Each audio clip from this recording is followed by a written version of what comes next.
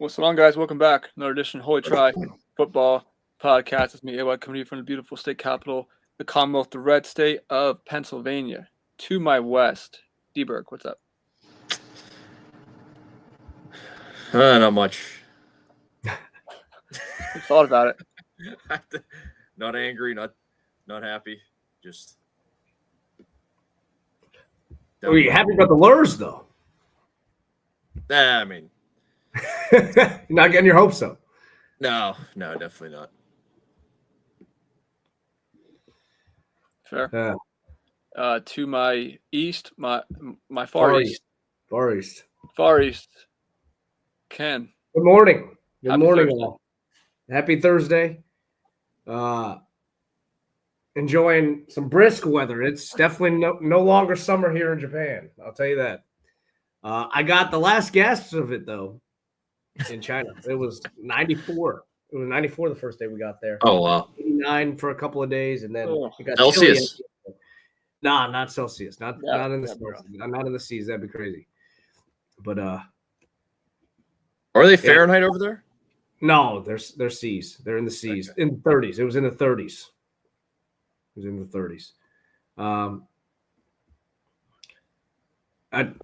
Dan, I just saw your private chat. I did not hear any of that. Yeah. Yeah. It just came up, I think. It just came up. It did like a minute ago, yeah. No, yeah. Jet lag out the door, feeling good, feeling great. Something about watching sports in other countries, I think, is enjoyable. You're waking up, you're getting your day going, you enjoy it over breakfast, and then you got the rest of your day to, as the guys at this Holy Try or at the Solid Verbal like to say, there's a window of opportunity for basically the rest of the day in between sports. You just might be tired. You just might be tired. I fell asleep on a. We went on like a little canal river cruise the night after. I guess it was Sunday evening because I Sunday early morning, in the early hours of the day, I was watching college football, and so I fell asleep on the river cruise because I couldn't stay up that evening. Long day. Well, week 12 is in the books. Nothing. I mean, I don't really think you missed much. I know you did catch some things, but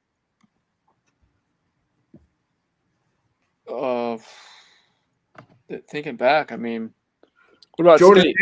Georgia took care of business. Purdue? Who's that? How about Penn State and Purdue? Oh, that was Thoughts? stream was pretty good on Buff Streams. CBS stream did not work with the VPN here or over there behind the Great Wall, the Great Cyber Wall of China. Penn State, they took care of business. They did what they needed to do. Wide receivers still didn't do anything. There was the busted coverage Trey Wallace touchdown, but other than that, I think they had like two catches that were, I think, like 5 yards and 6 yards each. I'm not sure. We had two drops that would have been touchdown drops from from the mirror. There's a mirror there. I didn't even know. From the Penn State receivers. Both of them backup ones, so I guess you could see why they're backups. But it's plain now that they're running the Heisman show. They're trying to get Tyler Warren to New York. It's an interesting year, right? I think it's basically a done deal unless he gets hurt, right? That Hunter is going to win it. He's like a minus 6,000 favorite, I think, right? I didn't see. I saw 500. Really? I thought it was way higher than that. I haven't checked. I mean, that's. I don't want to derail this, but I do take a little umbrage with that. Really? You don't think he's that good, or you don't think he should? Not that. I think it's very.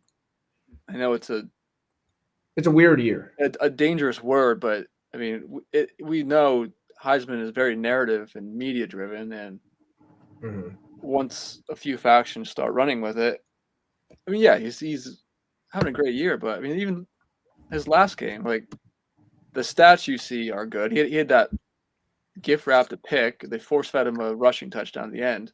Yep.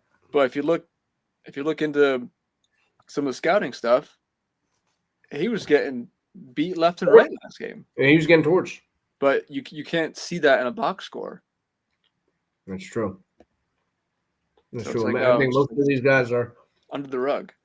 And Yeah. in a way, Gentie's been neutered by his own amazingness. Like if 195 is not enough. yeah, 195. if he doesn't go for 235 and 3 touchdowns, it's like, oh, you got stifled. When you look at his, into his numbers, the amount of times he's faced a 9-man box is crazy.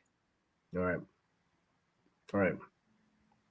But I mean, outside of that, I mean, you're right. It is a weird year because we're talking about a two-way guy from a middling, well, not a potential playoff team in Colorado, Amazingly so. who's really like a Hail Mary away from having like 4 losses by now.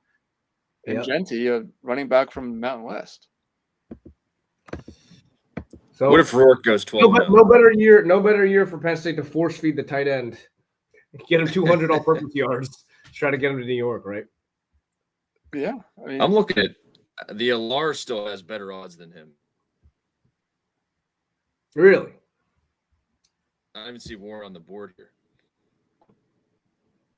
Interesting. Yeah. I think it's playing what they're doing, and it's funny because there were multiple plays where the other tight end Dinkins would have walked in for a touchdown, but they were throwing it to Warren. But yeah, I mean, I don't know. They did what they needed to do. You saw, I mean, and talk about a schedule. I don't know if I've ever seen one that Purdue's been going up against that's comparable. They've got Notre Dame, Oregon, Penn State, Ohio State, and Indiana on deck. It's 5 at the time. Oh no, I guess Notre Dame was definitely not at the time, but four top 5 teams potentially. No, I guess Indiana probably is not going to be one, but multiple top 10 teams played. I think a ton of them at home also. I think Notre Dame, Oregon, Penn State, all at home. I'm not sure if the Indiana one will be. But they've had a hell of a slate there and have taken their shellacking. And Penn State took care of business because they'll be, stacked up next to the Notre Dames and not necessarily the Oregons and the Ohio States, but in that 6, 7, 8 range, their resume is going to be compared, and you saw what Notre Dame did. All right. well, Dan and I picked Purdue in that game. Yes. You weren't the only one. I saw a couple other guys do it. That was over by, I think, 2 minutes into the game, basically. Yeah, we took Purdue and you took Notre Dame that game. So Yes, I did. I think I definitely bet it. I know I bet it. you saw the bounce back. I did see the bounce back. That was 11, I think. I bet it at. No, I think I got it at like 7, and it got to 11. I think me and Grant were trying to middle that, and there was no middle in there. I think I got it at like 7.5, and he had it at 11 or something like that. Yeah, that's a tough middle when it ended up that. Otherwise, yeah. What do you guys think of the Georgia? I mean, can you call it a comeback? They're down 10-0 for a quarter or so. Yeah. Took them a while to get going. And then I think the moment I texted Roth about like Race to 20. like Did you hack yeah, them? like, You hacked them? I said race to 20 pregame, and then it was 10-0 for a little bit. Then they traded punts, and I was like, okay, like now like 20 is definitely on. And like a second later, Georgia mounted the comeback. Yeah. I was accused of reverse jinxing when I don't know that. I didn't know that either of those guys were playing for Tennessee. So I was barely planning on paying attention to that game because I just thought it'd be Georgia kind of comfortable. You didn't think Samson or Aim Aliavi? Well, when we did it, the Yeah. last I thought about that game was when we talked about it on Monday, which we didn't know what the heck was going on with either of those guys. All right. And then I turned it on to see at the beginning, and it's like, oh, both of these guys are playing. Like, okay, well. And then I fell asleep at halftime. I woke up 20 minutes before the main event, UFC event. Right. It's a very, very weird weekend schedule-wise. I see. The other game in that window that I was not able to stream at the same time was the Big Ten game going on there. And Yeah. condolence or thoughts with the staff and people that may be affected out there in Madison. Gutless. Absolutely gutless. As they move on, as Fickle moves on from Longo and his people out there. I mean, I've watched the condensed version of the game. Like I said, I wasn't able to catch it live. I was paying attention, and I thought for a moment there it looked like Wisconsin could get it done when they were up by 7, I think, and they had a sack. They got a couple of stops, I think, as well. But no. Oregon was due for a game like this. They played, I think, 8 or 9 weeks in a row now. It's not the first time we've seen them necessarily lay a clunker. Obviously, they started out the year laying a couple of clunkers. They got past them, and then they looked good here up until this game against Wisconsin. They were due. I think Wisconsin coming off a bye. They were going to come out. They've got no real prospects here as far as postseason or anything of note in the postseason. So this was their chance to beat the number 1 team, and I thought they came out fired up. Madison looked like it was in good shape as far as a raucous attitude. They believed. They got down a little bit, but then took the halftime lead, and things were rocking there. Oregon goes into a bye now. It looks like they've got, I think, just Washington left to finish out the season, and then they could be rested and ready to go for. I think it's confirmed now. They locked up a spot in the Big Ten title game, right? From a tiebreaker standpoint. I think I saw that. Saw a tweet about it. Taking the Big Ten 3 days to figure out that tiebreakers had in fact been secured for Oregon to make it. So that was confirmed. Yeah, and they clinched a playoff berth now too. Yep, exactly. I mean, they lose to Washington, and they lose in the title game. Landing does not beat still Washington. sneak in there. I still think they're in. Yeah. Yeah. That would be certainly the tumble. Scar, did you guys caught I caught some of this. Watch ESPN was working for this. The Battle of the Columbias was crazy there at the end. Yeah, that was a really, really good game. That was another one. When we picked it, I thought Pine was playing for Mizzou. I did too, and Cook played the whole game. Yeah. Well, I don't think that was a product of us picking it on Monday. I don't think any news came out on Cook until the game time. Yeah. I don't think anybody expected him to go until they saw him warming up and he felt good enough to go, basically. So, Lenore Sellers has blossomed, it seems. He can throw the ball a little bit, which is awesome. He definitely could not throw the ball against Alabama. No, he could not, and now he can run and throw it. You can And put the they're ball dangerous. in the air, and it can happen to be caught by receivers. Yeah. Put it that way. South Carolina and Beamer's having a good year. Much to my chagrin, Penn State goes up against them a decent amount, actually, which is strange. A little bit of weird recruiting battles here and there. And so not enthused to see him having a good year, I think, but good for him. They're a weird team. They cobble together wins, it seems, and they had that close loss to Bama, a really close loss to LSU, which many believe shouldn't have been a loss because of a couple of stupid calls by refs. They very much could have been in this playoff race. Still, I guess ostensibly could if crazy things happen right there and they went out. They've got a number of really nice wins, but the 3 losses. The other USC, did you guys catch any of that game? No. I did not. I didn't even watch highlights. I read about it. Uh-huh. I saw they won. I saw there was a call at the end as well.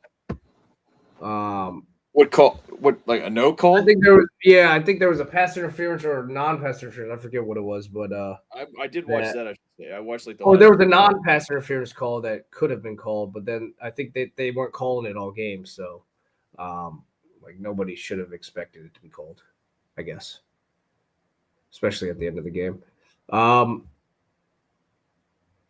Anyway, you're still not threatened by USC. You still think Notre Dame's going to take care of business there in a couple weeks?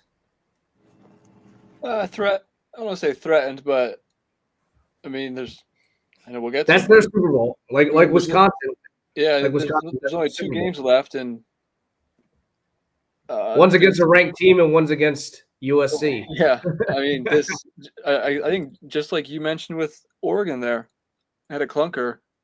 I mean, this warpath that Notre Dame has been on, you got to think one of these last 2 are going to be pretty tight. You gotta think hard to sustain this level of intensity, but yeah, I mean, yeah, we'll see. Maeva, mixed reviews, but overall, I guess positive at the end once he got going. We'll see. I'll tune in. I'll get a better look at him this week against UCLA. Okay. But yeah, they're not pushed on the rug yet. Mm-hmm. We've got the Big 12 games as well. The Arizona State game, very surprising. I don't know how he's doing it there, Dillingham, but he's got him at 8-2. I didn't think I'd see that out of Arizona State this year or anytime soon. No, even in the Big 12. So kudos to him, and I don't know what's happened to Kansas State this year, but they've really tumbled here down the stretch. Yeah, that game and was BYU. That game was 24-0. Yep. And BYU taking care of business, or not taking care of business, getting taken care of. Finally, their LRO. What an amazing drive for 6 this would be for Kansas. Oh yeah. Knocking out Iowa State, BYU, and then BYU, Colorado. Oh my God, all the contenders. All the contenders just being weird. Also, he's off the hot seat. They were ready to fire him after that Hail Mary. Yeah. It's 4 in a row.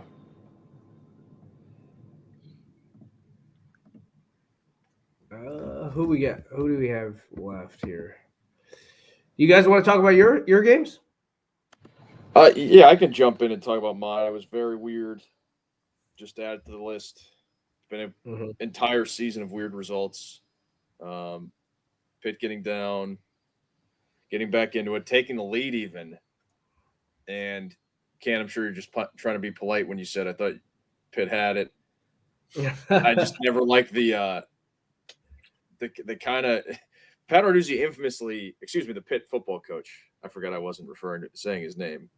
The Pitt football coach infamously in 2018 played for a game-tying 48-yard field goal against Syracuse, where they just possessed the ball for 4.5 minutes from their own 30 to the Syracuse 32-yard line. It was very bizarre. They ended up winning that game, so it did work out. But I never liked that. So I was obviously concerned that at least they may give up a field goal for the tie. I wasn't anticipating the Klubnik ripping off the nearly untouched run. He might have actually been untouched. I think 50-yard touchdown. there was one guy that could touch him, and I don't even know if he touched him. So yeah, just kind of said it with the game last week against the Zimas. If you're gonna, have the breaks go your way, it's very hard to just have them keep breaking your way for an entire season. So, yeah, another example. This is probably water finding its level based on some of the earlier games, but nobody wants that to happen. Obviously, in the moment, I barely didn't really register after they didn't score at the end. I was like, all right, well, add to the list. Just disappointing, but tough. Glad Nate Yarnell seemed to have played a little bit better. Not many jackpot passes, as I coined them, from the Virginia game. It's a tough turn. I mean, the fumble, he was getting clobbered back there a little bit. So it was a tough loss. Pretty much it, though. I thought we had it. AY also thinking they had it. I never thought I really thought they had it. I really thought they had it. One of those that would have taken it to the last second for me to believe. Huh. Yeah. Hey, why we talked about your potential cover there against the Who's. That was a weird game in the pre-pro. Yeah, I mentioned it could have been 63-0. It also could have been like 44 to.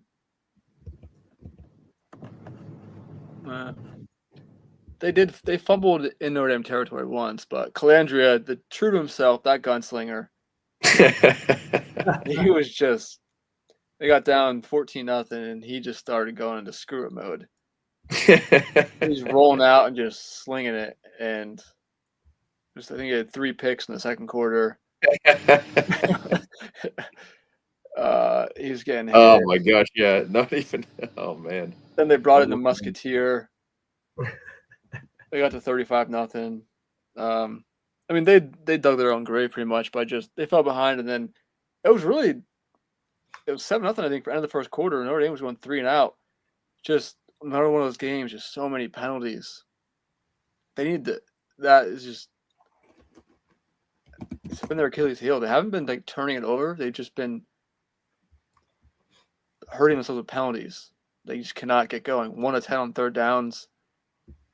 It's just, I mean, that's not sustainable. But obviously, gonna need to figure something out there. Once they get behind the sticks, it's not been good. But Ken, I don't know if you saw Notre Dame's fake punt. No, I did not. Oh my goodness, that thing was so beautiful. And then there was a review. The refs had a huddle for it had to have been 5 minutes. And they called it back because I still don't know the full explanation. I haven't read it. What they said, what the rules now analyst on the broadcast said, I think it was Terry McCauley. The reason it was called back was because of the formation they were in. Kaiser was technically considered shotgun, and they didn't have enough guys in the line of scrimmage between numbers 50 and 79. Oh, is it one of those where they had to announce it to the ref and like let them know? I don't know guy is gonna be there because he's in a different number. That might have been it, but you would think if Notre Dame was going to run that, Freeman would have mentioned that pregame. Like, he would have to tell the refs bure the game. Yeah. Oh, we got something weird coming. And when asked about it in the post-game presser, he said, no, it was Monday's Who's that, presser. Freeman or the ref? Freeman in Monday's presser said that they submitted everything to the ACC for like a official statement on why. But it was like a Kaiser was kind of in like pistol, and Faison was kneeled behind the right guard in like a fumble Ruski position. And they hiked it to Kaiser, handed the Faison, who went around the edge and made the punt returner miss for like 70-some yard touchdown. It was absolutely beautiful. I'll be sure to send it to you when you get back. Yes. But that they had an 80. On Twitter now. I've got the so Twitter many here. penalties. Yeah. I think it was 234 hidden yards for Notre Dame. Just Wow. cannot have that. Can't have it. But moving on.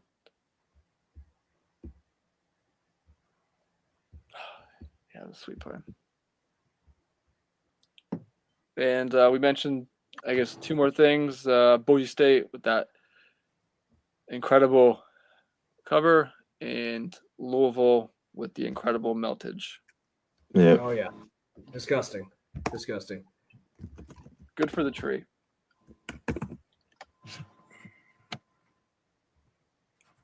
Okay, on to this week. We ready to go? Yes. Think Okay. so. First, I have two pieces of news. All right. First piece is Kentucky. Saw this floating around today. They're at Texas this weekend. This is the furthest game west in school history. What? Bear Bryant never took him to California. Never got in the train. I'm surprised they haven't been in like a random Emerald Bowl or something. Yeah, something Yeah. like something out there in Phoenix or Glendale or even Vegas, or Reno. Yeah, nothing. Amazing. So yeah, they're heading out there. We'll see what the travel is. And Gers, not picking it this week, but I wanted to mention it. Hosting Burt, Mm-hmm. they have lost 40 straight games to ranked opponents. And I think they're either getting one or laying one. It's right on a pick this week. Mm-hmm. Yeah. See if Gers can get off the schneid here. When's their last win? Like USF? It did say it. It was in like the mid 2010s. It was like 10 years ago. Didn't they beat Louisville one time when they were in the Probably. or It might have been Cincinnati, like a maybe? ranked. Did they beat a ranked Pitt team at any point? Yes, but that was 08, so I don't think It would have I been mean, 2010, the team. could they played 40 straight or 40 ranked opponents since then. Well, if it was the 2010s, then it wouldn't have been the probably not the. Oh yeah. Because Yeah. they beat the number 2 USF and they beat at least in 07, right? Yes, and the Pitt was after that. Mm-hmm. It was USF 2009. Now this So is that- from Gemini, so Their last ranked one was 09. that's what it said. This is Gemini though, so could be wrong. Yeah. All right. I should have remembered better, but I did not. Good factoid. There you go. On to week 13. Beefy slate, solid slate here. Got a sneaky game in there. Took out Wisconsin, Nebraska for something. I don't know which one, but for Oklahoma, Alabama. Kind of like the Sooners there. Tip my hand. I think Bama is up to number 1 in Sagarin. No, not great. Oh, I guess Recent or just overall? overall now. One playoff nugget I have is Ole Miss number 1 in recent. I'm kind of exhausted with the playoff talk. Oh god, yeah. Yeah. But the one thing I do find fascinating is I do want to see these SEC teams come north for a road game. Oh yeah. Well, they're all slated to. They're all slated to. I know it's not going to end up that way, but I just give me one. I just want to see at least one. You know, because you got these. I saw this. Somebody put this piece of the NFL teams that come north. Yeah, that's NFL teams. They're from. Yeah, they're professionals. For one, they're professionals, and they're from everywhere. Yeah, professionals from everywhere. These are. You're telling me some some like redshirt freshmen. I would argue these players are professionals from every Yeah, way. I knew someone was gonna say that. Yeah, you're telling me some freshman cornerback that gets summoned in for injury at nickel, who's never seen his own breath outside, is from Miami, is playing a game in Beaver Stadium the week before Christmas, is gonna be comfortable. And no, come on. Yeah. They can say all they want. There's a reason these teams have never come north. Well, it just makes no sense, but they haven't done it. We've all seen the Miami and the USC when they come to the north in the cold weather. I just want to see one. Mm-hmm. Just give me one. I mean, I'll take 3. I don't care, but yeah, we'll see. Still weeks to go. We'll see where the chips fall. On to this week. Speaking of seeing where chips fall, a big chip.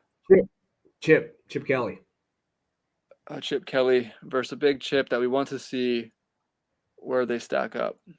I know I also want to see the TV ratings from like Birmingham, Knoxville, Athens. I want to see what markets do down there on this game. Indiana, Ohio State, Buckeyes laying 13.5. Recent news: Seth McLaughlin, the center for Ohio State, out for the year, torn Achilles. We'll see how that affects them. Indiana off the bye. Ohio State off the win at Wrigley. So 13.5. Indiana's stiffest test yet. How will they fare? Oh, Big Ten. How's Onions feeling, Dan? How's Onions feeling here? I've not talked to him about it yet. He kept thinking they were going to lose the whole season, so He's been wrong the whole season. he has been wrong. At What least does it's he do? Nebraska What does he game. I know I do? definitely talked to him after they played Nebraska, and I texted him before the Michigan game. And I said, "You need to go. This is probably, if they win, they'll probably make the playoffs." I don't think he went. So maybe he's been waiting this whole time to go to the playoffs. Down to I don't know where they're going to end up if they lose. I guess it all depends on how many they lose by, right? If they lose, Right. Well, that's the thing. I feel like you think if it's ugly, they're out. I don't think there's any reason why that should be the case. But this like we were saying with the Heisman earlier, like this is just catching steam. Where all everyone's talking about now is if they lose, like what's respectable? Like how much can they lose by? It's Sankey and his narratives. Sankey putting it out. Sankey putting the bug in Feinbaum's ear to talk about it, putting up the alert. It's everywhere now. Shocker. All shocking. No, I think if a team goes 11-1 the Big Ten, they should be in the playoff. That's my blanket statement. So I mean, I'm picking Ohio State to cover just because almost of like not an emotional hedge because I'm not like that emotional about Indiana football. I actually get a little bit jealous of these teams that do this, and it's not Pitt. That should be Pitt. That should be Pitt. Or not should be Pitt, but like they're taking Pitt's spot. Somebody's going to do this. I would like it. If somebody's going to do this, I would like it to be my team that is decrepit of resources. So, yeah, I think I could see it being like a 41-24 type deal. Let me look up. How's the weather going to be by then? It's supposed to be ugly weather here the next couple of days, but I haven't looked at the. I haven't checked Saturday weather. I just know tomorrow night's NFL game. It's 43. No precipitation. That's not. That's fine. Anything noteworthy. So, I would love for it to be like the what was it, the COVID year when was it Indiana got way down and then came all the way back almost? Yeah. They lost by like 7, right? Yeah. It was like 42-35 or something like that. Yeah. I don't think, my big thing is just with the Ole Miss, as I said already, is the number one in the Sagarin recent ratings, whatever the hell you want to do with that. But like you can't have 2 losses, one of them being to Kentucky, and get in. It's just there are hills to die on, and I always err on the side of what your worst moment is can sink you. So Well, where are you on Notre Dame then? they only have one loss, Okay. so I'd be fine with it. Yeah. I think pretty much every team in the SEC, Big Ten, ACC will be interesting. It was obviously looking a little bit like there could be multiple team or 3 teams finishing with one loss. Big 12, obviously. Yeah, any of those teams. If you finish with one loss, it's just hard, and you're not playing the Palouse. The Palouse's schedule for this year. It's hard to leave them out in my mind. So I'm looking at this game. I think Sig is going to have the team fired up. I think they'll be playing well in the beginning. This Ohio State team, they're not what you think of the last 5-10 years of Ohio State with the explosive passing plays. Obviously, they've got weapons out wide, but they want to play that ball control offense. Most of these teams that are better now are, especially with the new clock rules and stuff, grinding it down and trying to out physical teams when they can, especially when it comes to the playoffs. I think they're preparing for that. And so 13.5 point spread is giving me cause for pause. But I think eventually Ohio State will start to lean on them there. I've seen some cracks, not cracks, but I've seen the Indiana offense be able to get bogged down. You saw that in the second half of that Michigan game. You saw that a little bit in the Washington game to begin the game as well. So I do think eventually Ohio State's defense will get a turnover and some stops there. I think they'll open it up at the end. I'll go with the 2-touchdown win. Eventually, win by hook. So I'll go take Ohio State there at home. Mm-hmm. I'll go 28-14. Okay. You're taking that 41-24, Dan? Yeah. Okay, so the narrow cover. Yep. Hey, why did you make a pick here? No, Mr. Signetti has not.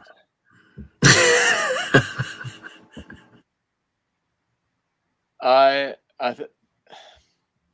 been on Indiana, I think, every freaking week. Every week, you're due. Yeah, I think we're gonna do a clean sweep here. Well, Look, I picked Ohio State though. Yeah, I'm Ohio. So did I. Yeah. Oh, I'm gonna lay him. I'm I gonna lay said him. 41-24. I'm just trying to stay. I think I'm trying to stay consistent with my thoughts I've used this year, and foreshadowing we'll use later on in the pod. Where I just question, the SOS. I know some of these teams, but I know they've been bludgeoning teams. But you see one that did ramp up a little bit, the Washington, Michigan. It does hurt though too in your mind how they were 2 of the more recent games, so the doubts creep in more. And look, I remember last year Signetti and JMU had that big game game day, App State. And App State came in and took it to him.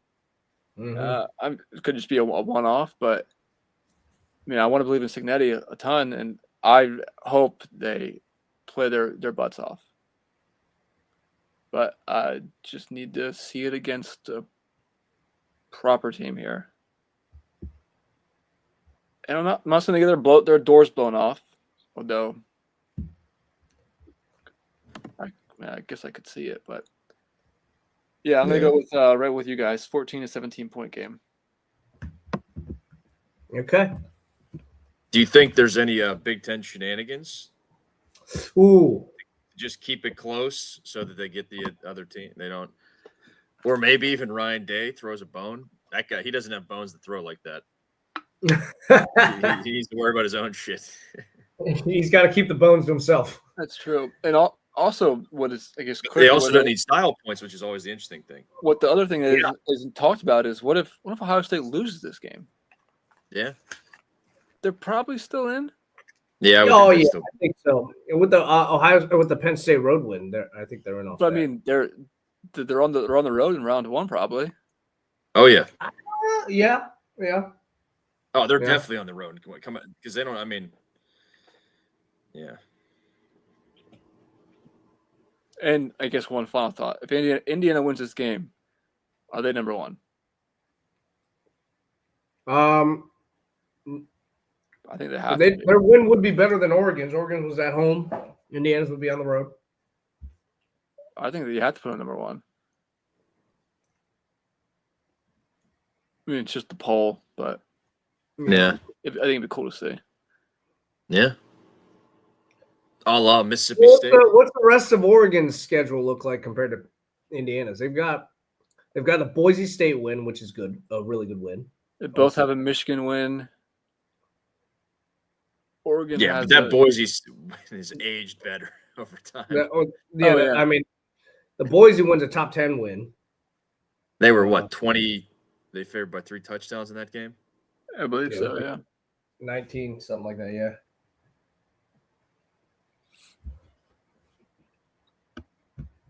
We'll see. That game's at noon, like every Ohio State game. So tune in. Mm-hmm.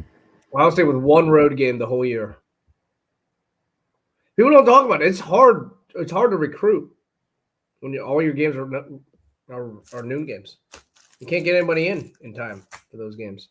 That's true. Especially from far away. Especially for a place like State College. Columbus, obviously, a little easier. It's a city. Aren't they done now, though? Can you bring them now? What? Oh, you're talking about high school guys? Most of the team's kids done. Well, that now you're at the end of the season. Penn State can't bring anybody in except for – I'm talking specifically Penn State, that last game of the year. But, yeah, a lot of them playoff-wise are done. True. I don't know how much that matters anymore anyway, being honest. Yeah. Moving on. Ole Miss, Florida. Florida catching 10.5 at home in the Swamp. Lagway playing. Trey Harris back for Ole Miss. I feel like I've been on Florida every week. And this makes no sense, but I'm going to take them again.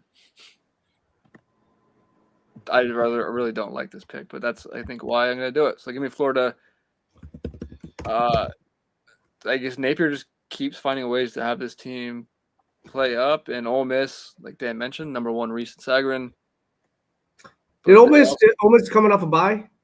Did they play last week? Yeah, coming off a bye. Yeah. But Ole Miss has these games. So give me to the 10.5. I'm going to lay it. Okay. Well, go ahead. Sorry. No, I was saying I pick against Florida every week, so I'm going with Ole Miss again, even though I want the Florida to win. I want Florida to win. I want Nate to continue this. I think he's got him playing well, but this is a weird team that plays up and down. You saw them pack it in against Texas. I think Ole Miss coming off the bye. If this is coming right off that Georgia win, I'd take the points all day, but I'll lay them here. Coming off the bye, and then Florida coming off an emotional big win as well against LSU. I think this is I'll buy the dip here with a little bit of a hangover for them. So I'll lay it with Lane. Okay, SMU traveling to Charlottesville. Take on the Hoos. Virginia getting 9.5. What happened here with that SMU game last week? I know they were down, right? It was gross. Yeah. Oh, they were in a dogfight with BC. Yeah. Mm. The call to the bullpen, maybe. I don't know. I didn't watch any of that game. I'm going SMU in this one by more than 9.5.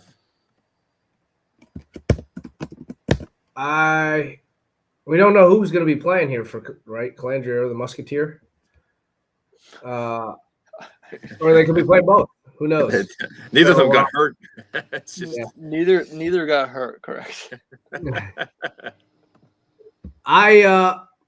Judging by their performance last week, I'm gonna go with them to somehow claw their way to a cover. They'll go with the touchdown, another touchdown to cut it to 7 with 16 seconds left. I'm taking the Hooks too. I think they cover, and I think they flirt on the field too. Just this team's hard to figure out. They looked good against Pitt. I mean, handed them a few things.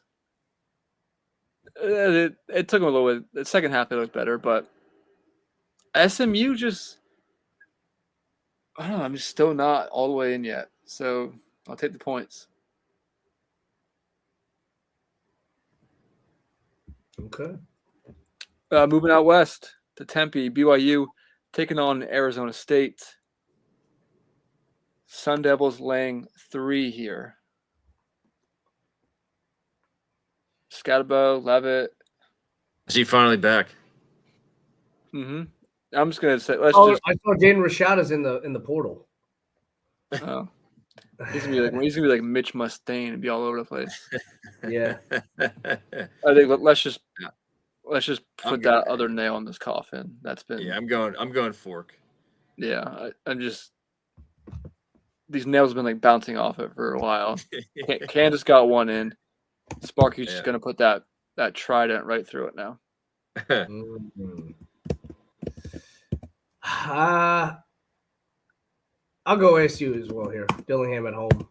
He's got them all fired up. Sweep it. The aforementioned Kansas, though. Yeah, Kansas. I forget the exact. Reaper at the door for all Big 12 contenders. It's incredible. I heard this stat on Kansas. They're the first team, well, since last year, but before that, it's been a while. Unranked to beat, I think to beat 3 straight ranked opponents if they win this week. Yeah, if they win this week, it'd be 3 straight ranked opponent victories. The first team since last year is Arizona and the Fish.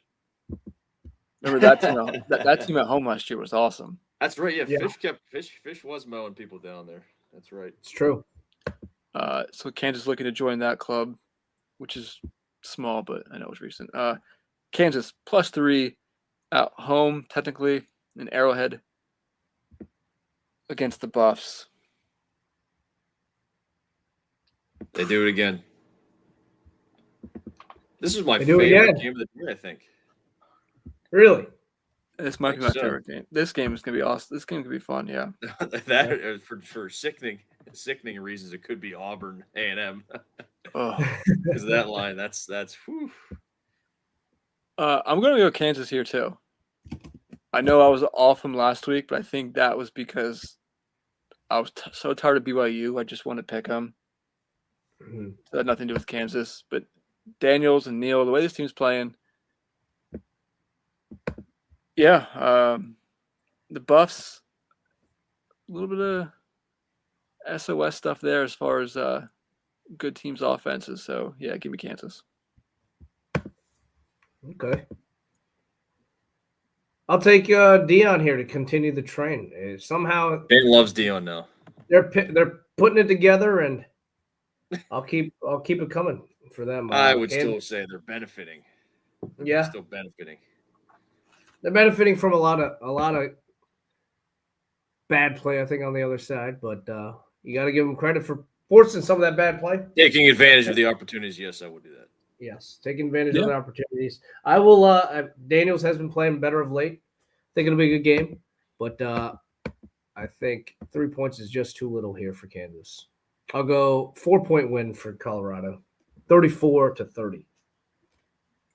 Also, if Kansas and if Dan and I are right, and Kansas, well, on the field, Kansas and Arizona State win.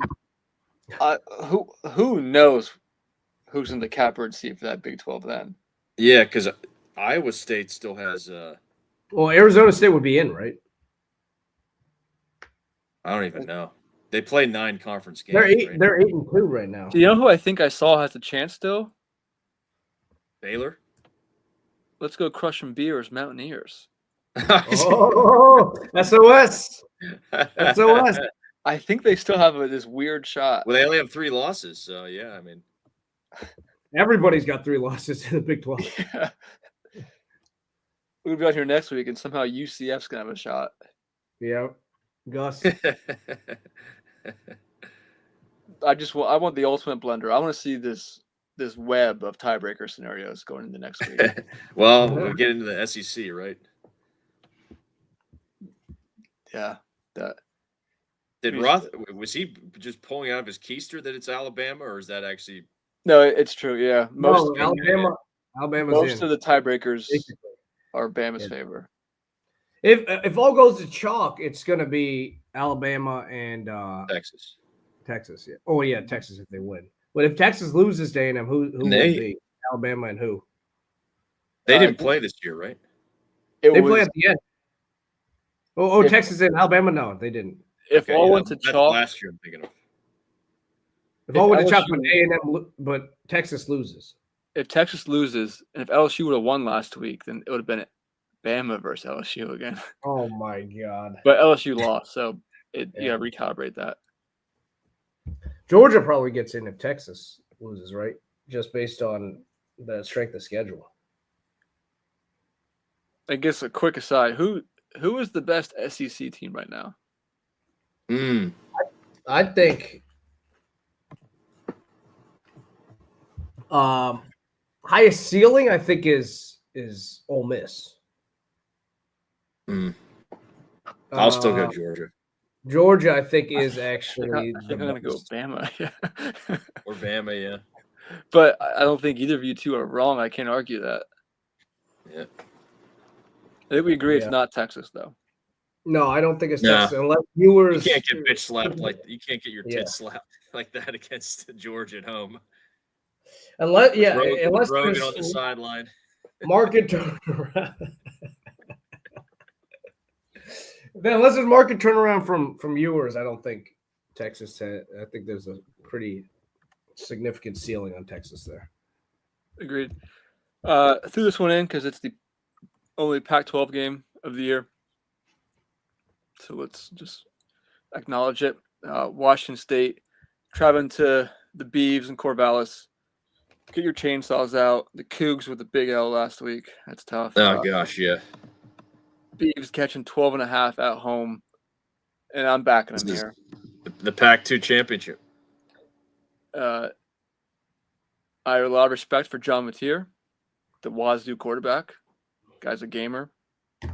Kyle Williams, receiver stud, but give me the chainsaw. Cougs on the field. Cougs on the field. But Beavs cover. The 2-pack championship here. Yeah, I'm going Cougs on the field. And I'll go Cougs cover as well. Okay. They get off the mat. They come out. Palouse off the mat. Agreed. Yeah, Palouse off the mat. I think they'll take care of business here.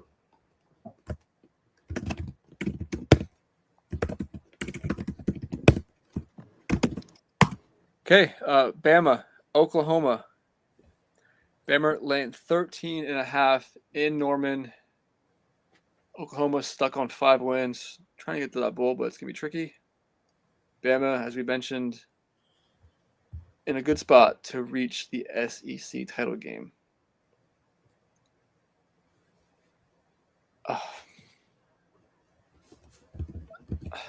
I am going to hold on to my butt and take the points here. Oh. I think this defense for Oklahoma, I don't know if could they quit? Absolutely. They had a bye last week? Yes. But the way they lost to Missouri, they could just completely be done. Be like, you know what, we're good. But we've seen these games at Alabama where they're on the road. They look like number one, and then we see these times where they just can't do anything.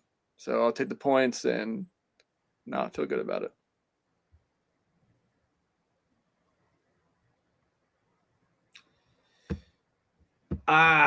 This is a really weird one to pick as well. I think they've got it going here. I think somehow Alabama, similar to that Ohio State pick I had earlier in the day.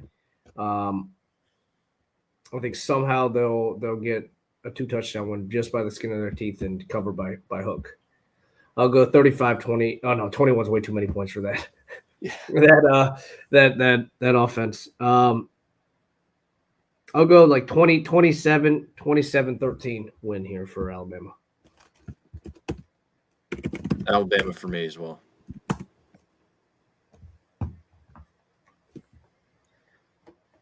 A&M traveling. You guys saw Elko talking about this game, right? Mm-hmm. He's very focused on Texas. Texas and Auburn. Yeah, and Auburn. Auburn getting 2.5 at Jordan Hare on the Plains.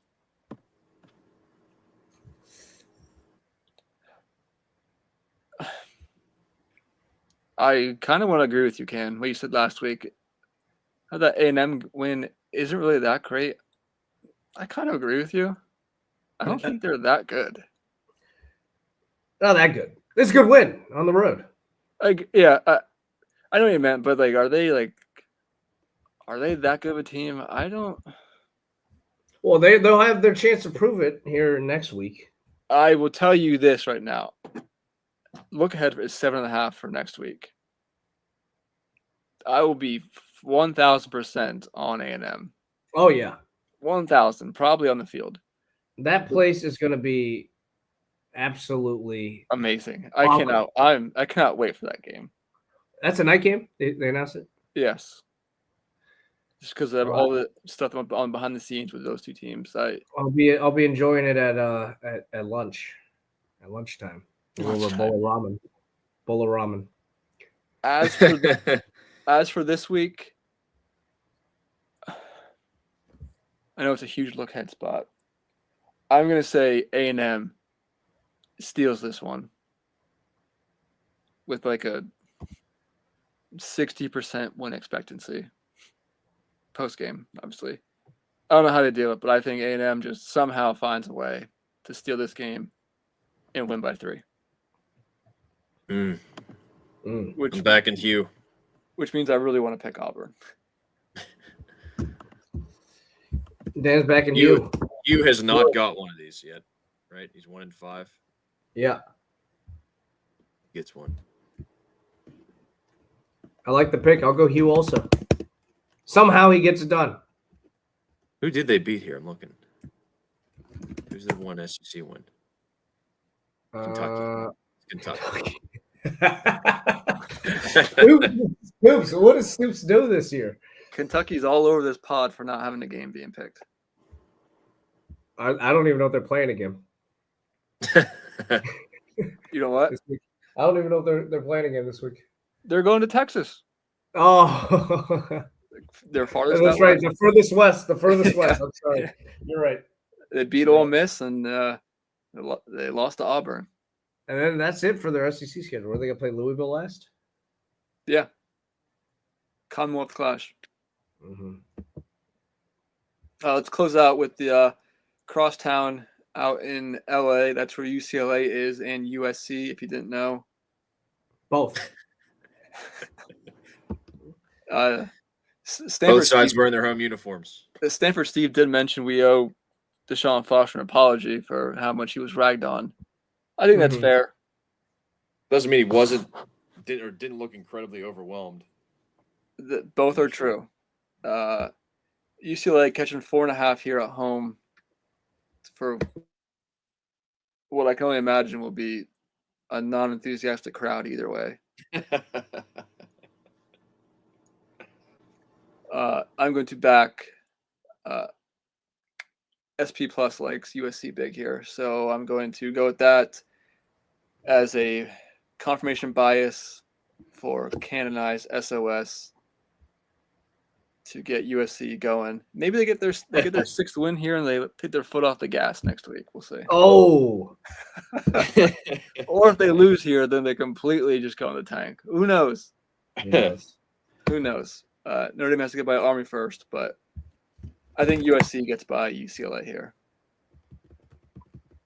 Yeah, this line is tailor-made for hedging. Yeah, I'm HP in here. 28-24. I think it'll be a great game for USC and UCLA. I think it'll be really exciting. So 28-24 for me. Wow, the same score. Damn. Wow. Oh, UCLA. All right. Anyway, you said USC though, right? Yeah. They get by more than 4.5. Yeah, 6 or 7. Close game. Yep. On to the Holy Try. 3 games. We're all back. I guess we were all back last week too, but Minnesota getting 12.5 at home off a bye. Back-to-back real games for Penn State for the first time in a few years. Can the Nittany Lions get it done, and more importantly, can they cover?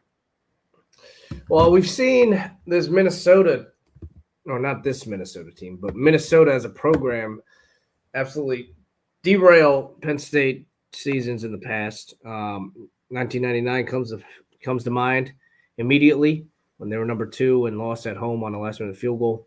You got that 2019 season. They got on Penn State, and eventually Penn State tried to make a comeback. Almost did, but Jahan Dotson got hawked there and couldn't score, and there was a really, really weird offensive pass interference call that on a play that would have put Penn State down at like the 2 on a potential game-winning drive. These teams, this team specifically is not like that. Those, or not the 99 one, but the 2019 one with Shiraka, really a lot more ground and pound, and they did have good receivers. We remember the Tyler Johnsons and Auden Bell and those guys, but Bateman, Rashad Bateman especially. But this one airs it out more. They've got a running back there, Taylor, right? But they haven't really run it that much, and you see Brosmer airing it out. They were looking. What's that? They threw 45 passes last game. I know they were. Well, what are they doing? That last game was not good against Rutgers. Up until that last game, they were looking really good. I think they had won like 5 in a row or something like that, including some blowout wins. But the Piano Man threw the crowbar and the spokes there of the bike really toppled them. And I've been leaning back and forth. Before that game, I was eyeing this up and worried. They're coming off a bye. This is like we talked about with Wisconsin and USC at the end of the season. This is their Super Bowl chance to derail Penn State's season. I like them to come out fired up. I like them to really throw everything at the wall. But the thing is, with the team like this, Penn State does pretty well against them, especially with their secondary. I think they've got enough talent here to match up with a team that throws the ball. I've seen Brosmer make mistakes, and I think Penn State, Tom Allen's defense hasn't gotten necessarily the credit that he deserves, I think. After a relatively slow start, obviously people want more turnovers. People want more splash plays like they got from Manny Diaz and his defense, but it's a different style, a little bit different style of defense, the way he calls it. I think he's settled in with his personnel and knows what he's doing. And so I like Penn State here to maybe give up an early score like they usually do. But I think Penn State's defense will be able to get some pressure. You saw tonight at Sutton feeling better. He had a sack this last game. Abdul Carter continues to get held on every play, it seems, but he's still stacking up tackles for loss. He's up to like 17.5 on the year. He had another 2 against Purdue. Before that, I think Washington and Ohio State, he had two sacks apiece in those ones. And the Washington game, I think he had like 4.5 or 5 tackles for loss total. He's really, really coming on late, and I like him to have a big splash play, maybe a sack fumble, something like that. I think Penn State will get a defensive score against Minnesota. And I like them to eventually roll here. 12.5. I got an early line last week at 10, so I had Grant Fire on that for me. I like Penn State to eventually. I think I've mentioned this scenario multiple times now. I think they'll win by 14 points, like the Ohio State team, like the game and the Alabama game I picked before this. Eventually, get enough defensive stops to force them into a mistake, and I like them to kind of stiff arm their way to a 2-touchdown win on the road. Just continue to take care of business and continuing to hopefully make their march towards a home playoff game, maybe against Notre Dame. Maybe Notre Dame will be hosting their own, though, so we'll need – maybe not. Yeah, I'll go 31-14, Penn State. Beauty pageant Jimmy's out. He's going to be running up the score if he can. Yep. Yeah, that is what would have me nervous for backing the Gophers here. What did I say earlier to these knuckleheads? Minnesota has good net EPA per drive on D and per play on D. That's about it. Suppose they're solid against the run, but really have trouble moving the ball. I see a 27-13 crock potting. All right. Similar to mine then. So, yeah, if 2 weeks ago before Nebraska game, I thought I would be without a doubt on Minnesota. But just let the bad taste in my mouth, and I think I just came to my senses here. Fleck off extra rest is really good at Minnesota, actually, but I didn't look into the opponents. You would think this would be one of the stiffer tests. I think it's like 19-4 against the number. Like, it was really amazing. Maybe not against the number. Was it? It was like 15-4. It was really, really good, but that could all just be like layups. I don't know. Yeah, I just don't see them being able to do anything. And I will say this: are there notoriously bad coaches off bye week? I don't think Jimmy is that good off a bye. I don't know. That's actually I never ever thought of that. Because I feel like there's always. I mean, maybe by comparison, but I don't know. Yeah, opponent certainly factors into that, but James Franklin, 5-6 off a bye. That seems way too short, though. I think he's had more than 11 bye weeks since he's been at Penn State. That was from October 2024.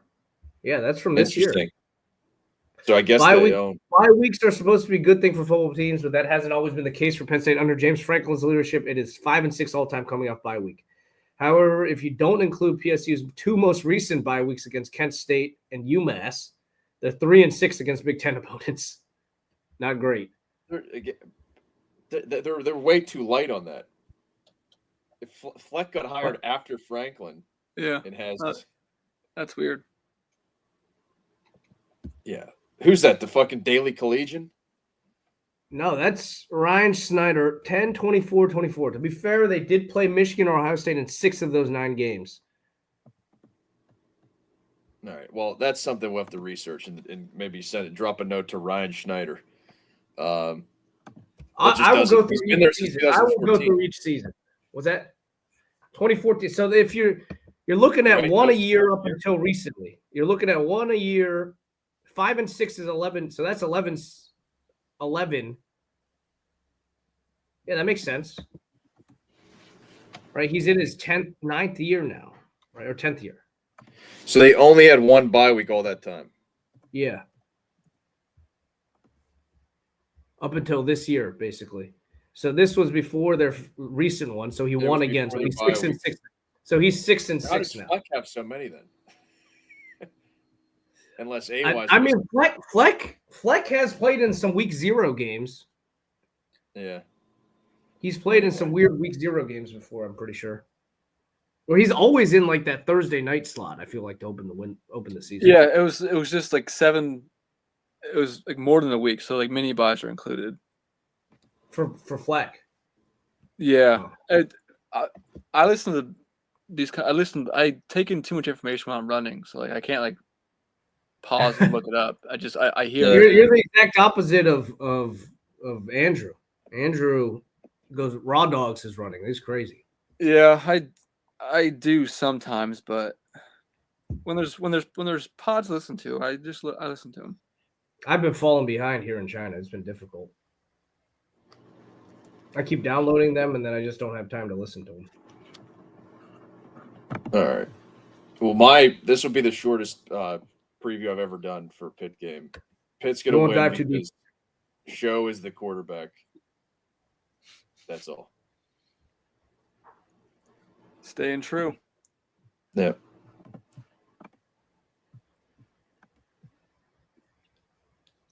I'm taking Staying true. Pitt as well here.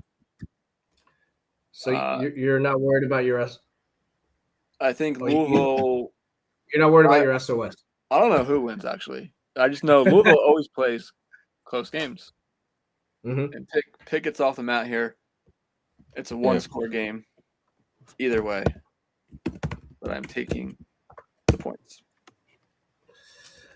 I'm going to take Louisville to get off the mat here and win in convincing fashion, similar to how they took care of business against Clemson.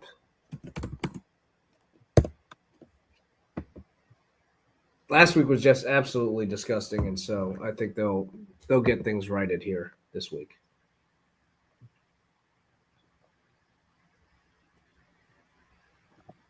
Okay. Hey, wise up.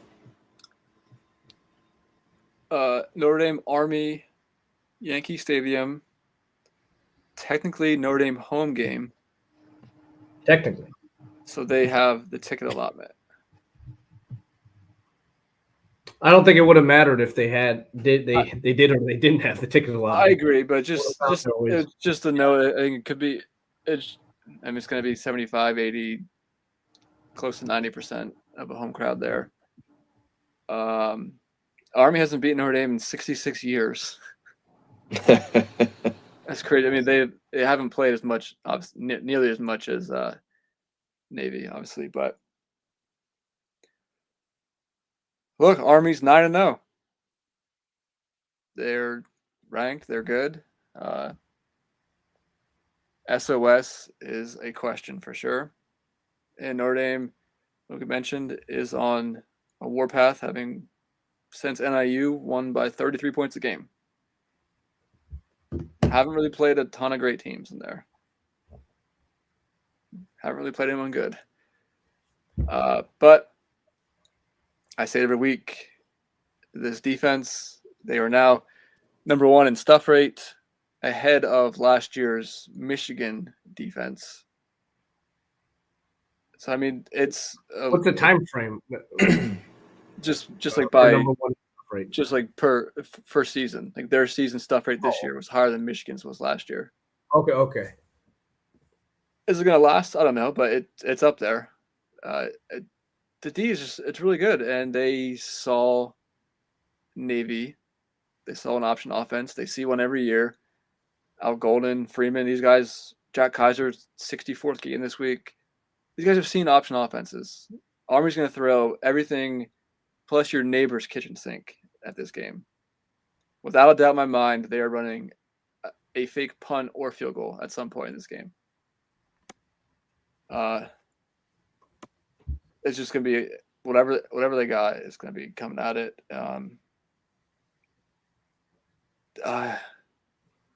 I just think they haven't seen anything like the athletes Notre Dame has. They're not going to turn it over a million times. Bryson Daly was hurt. Unlike Navy. Army off a bye.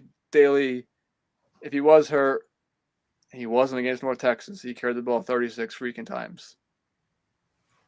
He's going to be tough to stop. They're going to hit some big runs. It's what they do. I mean, it's hard to defend all this misdirection. But they're going to get stuff too. And I think North Texas had 6 possessions. So that wouldn't be good, especially for covering the number.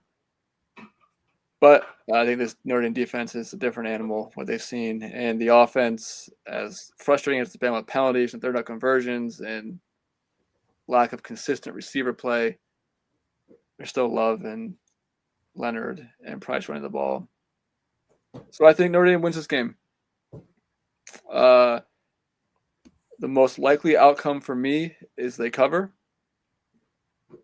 Could they not cover? I mean, obviously, percentage-wise, everything's in play here.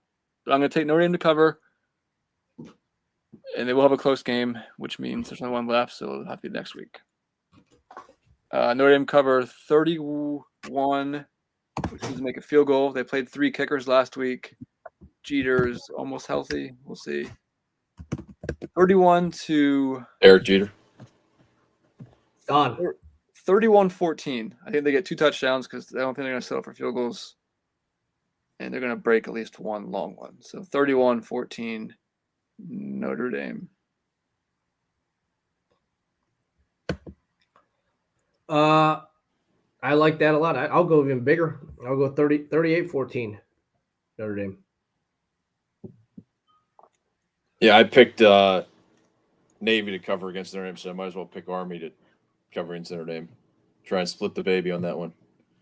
Notre Dame by what's the total here? Total is 44.5. Okay.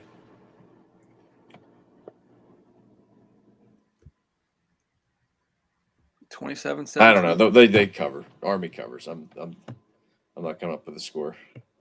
By double digits, less than whatever, 14. Okay, put them down for 27-17. There you go.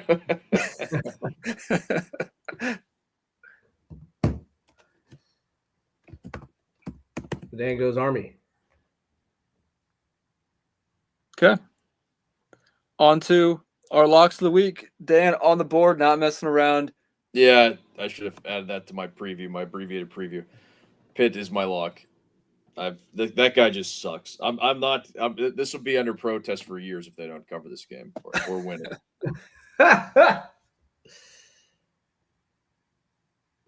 I'm gonna go with Notre Dame. I asked about firing and having my bookie in the Americas fire for me. And I took 14.5 over there. I'll take the 15 here. I think there's just way too much talent here. Army's going to be outclassed eventually. And I wish it was at 14, but I'll take the 15 here. Okay. Yeah, I guess bookending with our first preview. It's just they haven't played anyone. So until I see it, I think that's a safe way to go. My lock, I'm not going this, but the metrics, every year there's this team. And this year it is freaking James Madison again. I'm not doing it.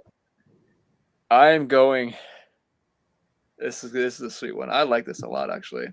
I'm going to lay the 7.5 with LSU. Wow. Who are they all playing? That dysfunction down there in the bayou with their extended BK. family. Pavia taking a show on the road. You see the uniforms they're wearing? Yeah. They're playing the Doors. They're LSU wearing the gold.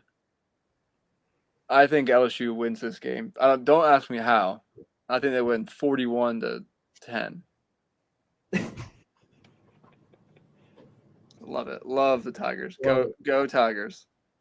Go Tigers. One thing I'll add that I considered as a lock potentially, but did you know that Colorado State on the inside track in the Mountain West? Yes, I should have taken Fresno State to cover. I was going to look at Fresno State. I was like, this can't be. If you're looking for an alternate, Fresno State. Oh, but minus like 3.5. This Rams team is as fraudulent as they come. And I think they're one of their better players. Avery Morrow, running back, he's dinged up. Yeah, give me Gilliam and Fresno State there.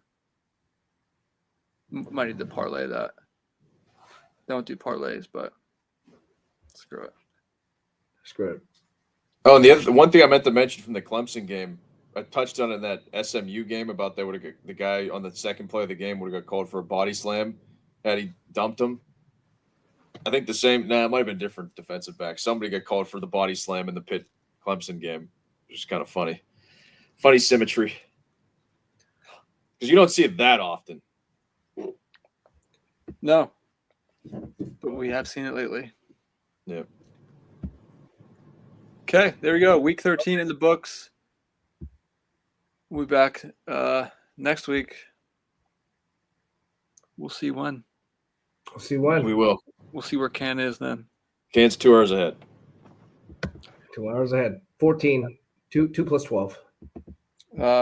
For me, AY from the Beautiful State Capital, the Red State, the Commonwealth, Pennsylvania. To my west, Deberg. Good night, all. And my far east, Can. Enjoy your day. Thank you. Have a great evening, all. On that side of the world, at least. Yeah, thank you for listening. Enjoy the weekend.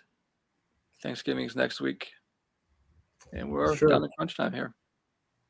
We are. Week 13 coming up. Have a good one. Have a good one.